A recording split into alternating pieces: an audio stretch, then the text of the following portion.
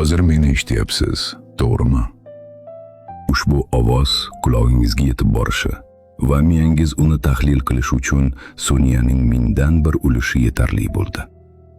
Ammo bu oddiy jarayon ortida qanday buyuk muhandislik yashiringanini hech o'ylab ko'rganmisiz?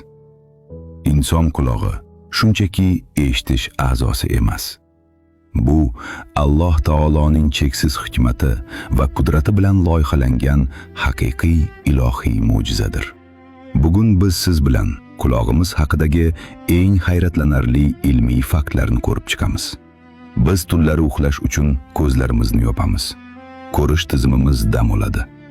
Ammo quloqlarimiz hech qachon uxlamaydi. Ha, to'g'ri eshitdingiz. Tunda siz qattiq uyquda bo'lganingizda ham qulog'ingiz atrofingizdagi barcha tovushlarni eshitishda va ularni miyaga yuborishda davom etadi. Xo'sh, unda nega biz uyg'onib ketmaymiz? Chunki sizni asrash uchun miyangiz ulkan bir tahrifchi kabi ishlaydi. Miya xavfli bo'lmagan har qanday tovushni, masalan, shamol g'ovullashi yoki soat chirqillashini filtrlab, sizga tinch uyqu sovg'a qiladi. Agar biror xavfli tovush, masalan, qattiq qarsillash yoki farzandingiz yig'isi eshitilsa, miya darhol uyg'onish signalini beradi. Bu qanday buyuk tizim?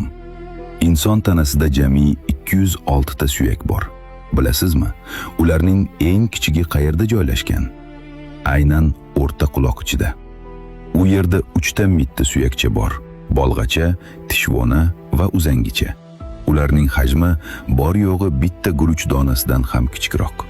Biroq ularsiz siz dunyodagi hech bir tovushni eshita olmas edingiz.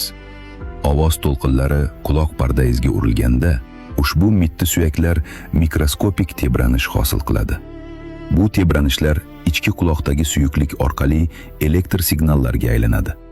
Eng hayratlanarlisi, ushbu signallarning miyaga yetib borish tezligi soniyasiga yuzlab kilometrni tashkil etadi.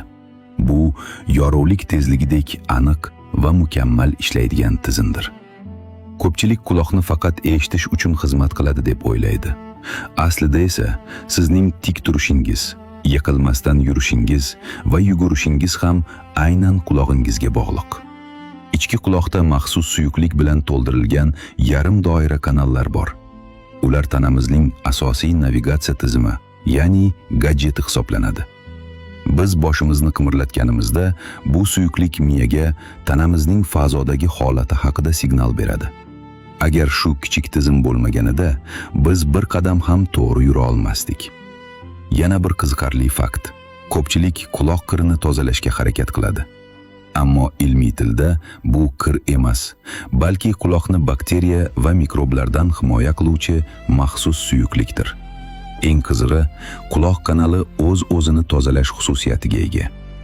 Siz gapirganingizda yoki ovqat chaynaganingizda jag' harakati hisobiga eskirgan suyuqlik quloqdan o'zi tashqariga chiqib ketadi. Biz o'z ovozimizni diktofondan eshitganimizda uni tanimaymiz.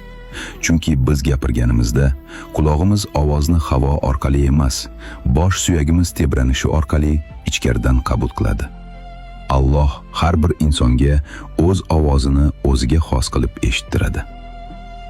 Aziz do'stim, burningiz va qulog'ingiz hayotingizning so'nggi soniyasigacha o'sishdan to'xtamaydi. Ulkan va murakkab koinotni yaratgan zot sizning qulog'ingiz ichidagi mitti zarrachalarni ham shunday yuksak aniqlik bilan loyihalagan. Xo'sh, aytingchi, mana shunday mukammal tizim, hayratlanarli go'zallik o'z-o'zidan tasodifan paydo bo'lishi mumkinmi? Albatta yo'q. Tasodifga o'rin yo'q. Har bir zarrada hikmat bor. Bu yaratuvchining bizga bergan eng buyuk omonati va cheksiz san'atining yorqin namunasidir. Ushbu videoni yo'qotib qo'ymaslik uchun sahifamizga obuna bo'ling va do'stlaringizga ulashib qo'ying.